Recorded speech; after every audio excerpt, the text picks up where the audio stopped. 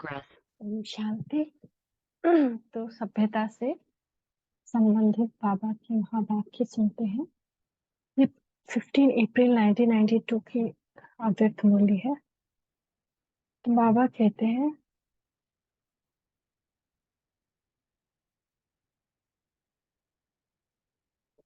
सभ्यता पे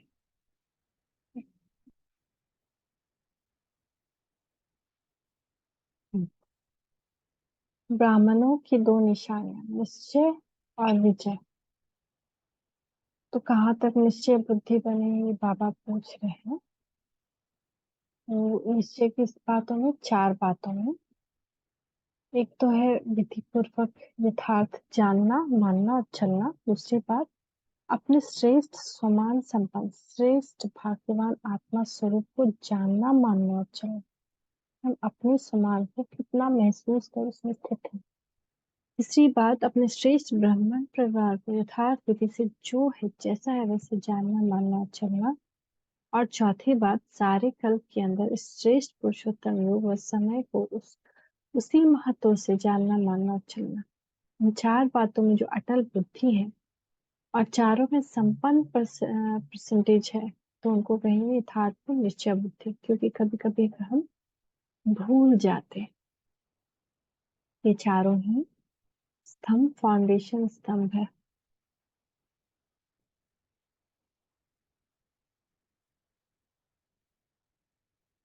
तो बाबा कह रहे हैं,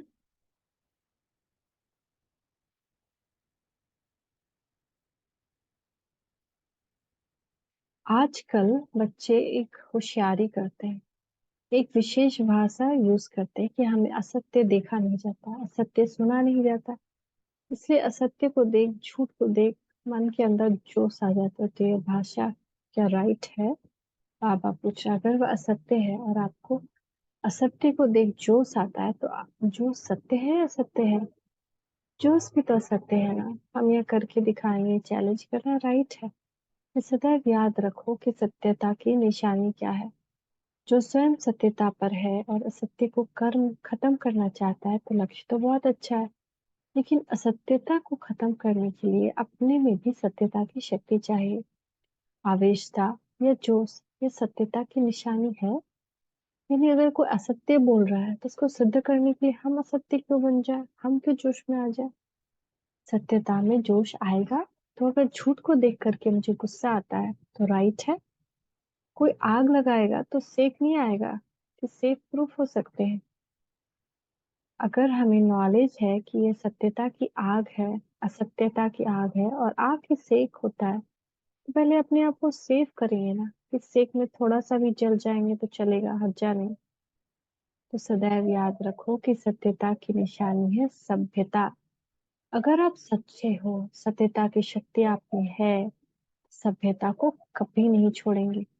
सत्यता को सिद्ध करो, लेकिन सभ्यता पूर्ण। अगर सभ्यता को छोड़कर असभ्यता में आकर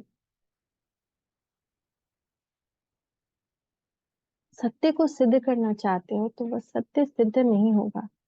आप सत्य को सिद्ध करना चाहते हो, लेकिन सभ्यता को छोड़ करके अगर असत्यता को सिद्ध करेंगे तो जिद हो जाएगा, सिद्ध नहीं।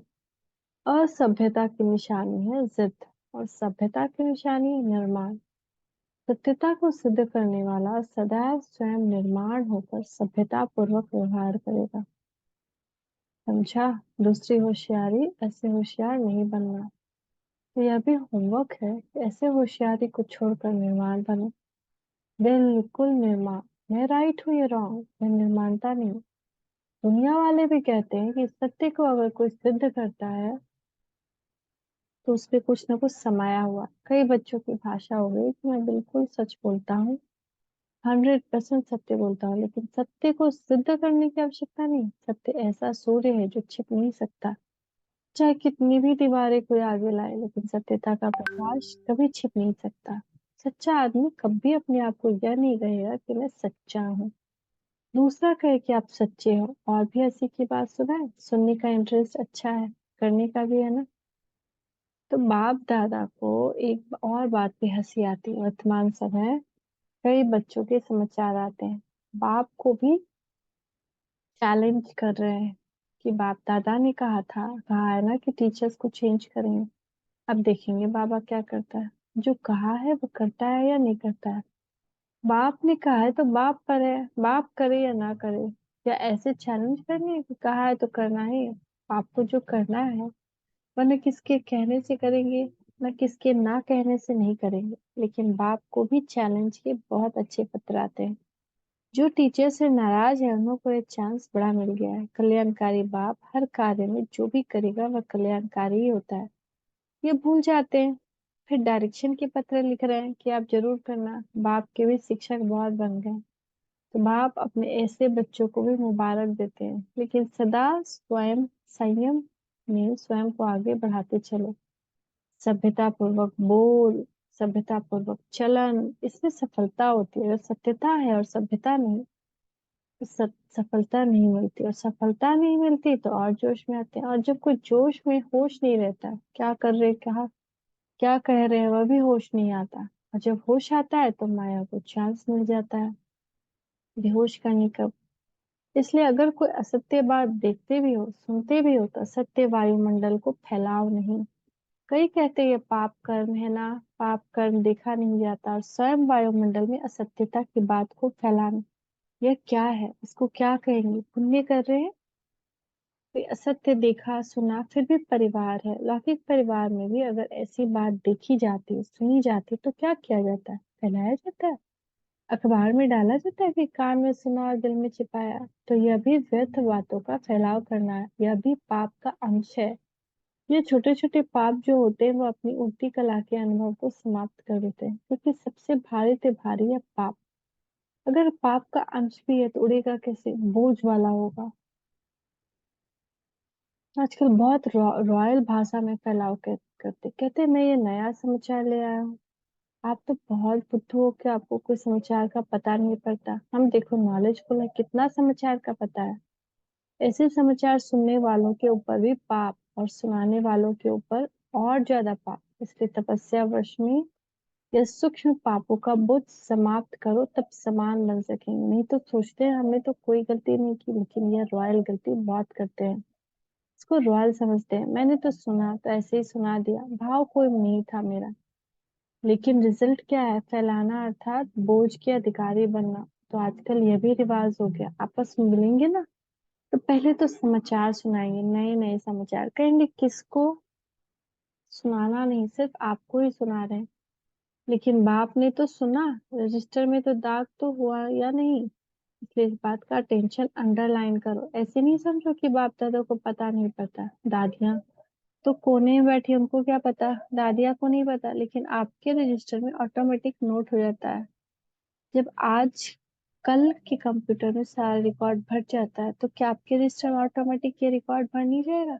दादियाँ नहीं देखती और नहीं देखते लेकिन रजिस्टर देख रहा है। तो ऐसा परिवर्तन करो, क्योंकि बाप दादा ने रिजल्ट में देखा कि तपस्या पावरफुल न होने का कारण क्या है, सदा विजयी बनने में विघ्न रूप क्या है।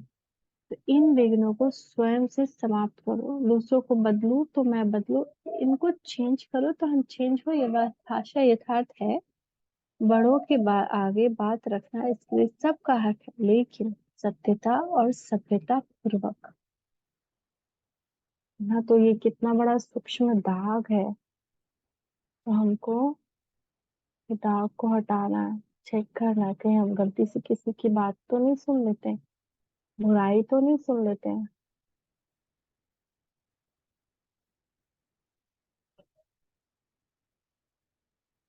फिर है 11 दिसंबर 1991। सत्यता ही सभ्यता की रियल रॉयल्टी है। रॉयल आत्मा का चेहरा और चलन दोनों ही सत्यता की सभ्यता अनुभव कराएंगे। वैसे भी रॉयल आत्माओं को सभ्यता की देवी कहा जाता है। उनका बोलना, देखना, चलना, खाना पीना, उठना बैठना, हर कर्म में सभ्यता सत्यता स्वतः ही दिखाई देगी। ऐसे नहीं मैं तो सत्य को सिद्ध कर रहा हूँ और सभ्यता हो ही नहीं। कई बच्चे कहते हैं वैसे क्रोध नहीं आता, लेकिन कोई झूठ बोलता है तो क्रोध आ जाता है। उसने झूठ बोला, आपने क्रोध से बोला, तो दोनों में कौन राइट। सत्यता को सिद्ध करने वाला सदा सभ्यता वाला होगा। कई चतुराई करते हैं, हम कहेंगे हम क्रोध नहीं करते, हमारा आवाज ही बड़ा, आवाज ही ऐसा तेज है। साइंस के साधनों से आवाज को कम और ज्यादा कर सकते हैं ना, तो क्या आप साइलेंस की पावर से अपने आवाज की गति को धीमी या तेज नहीं कर सकते हो? इससे तो ये टेप रिकॉर्ड और माइक अच्छा है, जो काम आवाज कम ज्यादा तो कर सकते हो। तो ये चेक करो कि सत्यता के साथ सभ्यता भी है। अगर सभ्यता नहीं तो सत्यता नहीं, तो प्योरिटी की रॉयल्टी सदा प्रत्यक्ष रूप में दिखाई दे। ऐसे नहीं कि अंदर में तो रॉयल्टी है, बाहर देखने में नहीं आती। अगर अंदर है तो बाहर जरूर दिखाई देगी। सत्यता की रॉयल्टी को कोई छिपा नहीं सकता, इसमें गुप्त नहीं रहना। वही कहते हैं गुप्त पुरुषार्थ ही इसलिए गुप्त रहते हैं। लेकिन जैसे सूर्य को कोई छिपा नहीं सकता, ऐसे सत्यता के सूर्य को कोई छिपा नहीं सकता। न कोई कारण छिपा सकता, न कोई व्यक्ति। सत्य सदा ही सत्य है। सत्यता की शक्ति सबसे महान है। सत्यता सिद्ध करने से सिद्ध नहीं होती। सत्यता की शक्ति को स्वतः ही सिद्ध होने की सिद्धि प्राप्त होती है। सत्यता को अगर कोई सिद्ध करना चाहता है, वो सिद्ध जिद्द हो जाता है। इसलिए सत्यता स्वयं ही सिद्ध होती है, उसको सिद्ध करने की आवश्यकता नहीं है। समझा?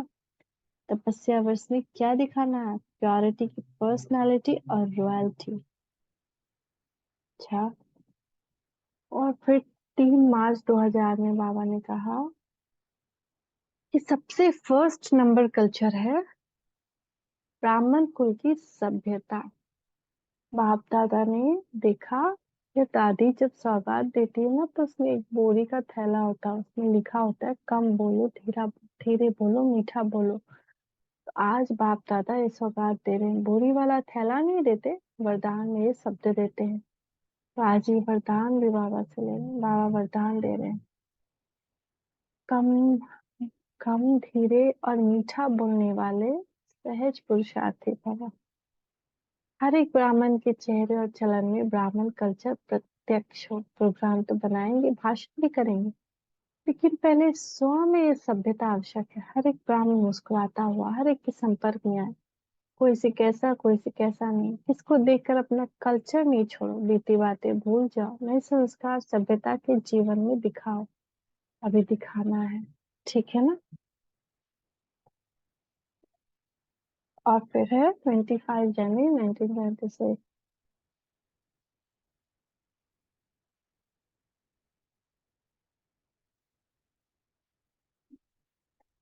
कोई ऑफर के बारे में बात कर रहे हैं, सबसे ज्यादा तो ऊपर में लिखा।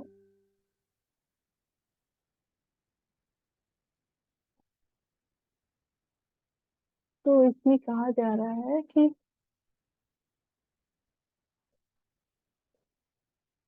मन बुद्धि में सदा बाबा बाबा याद आए। जब डायरेक्ट साथ निभाने का वायदा है, तो वायदे का पूर्ण फायदा उठाओ।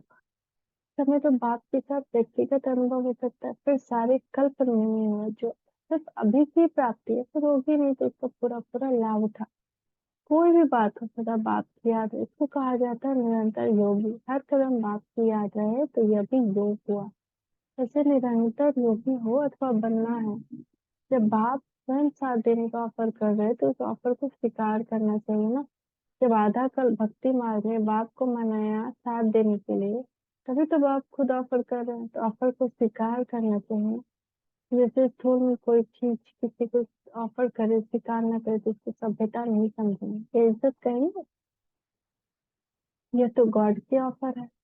तो बाप के साथ सदा निरंतर योगी, मतलब सदा लाइट रूप है। तो ऐसे संघ के से लाइट रूप भी और हल्के भी हो जाए, तो डबल लाइट हुई।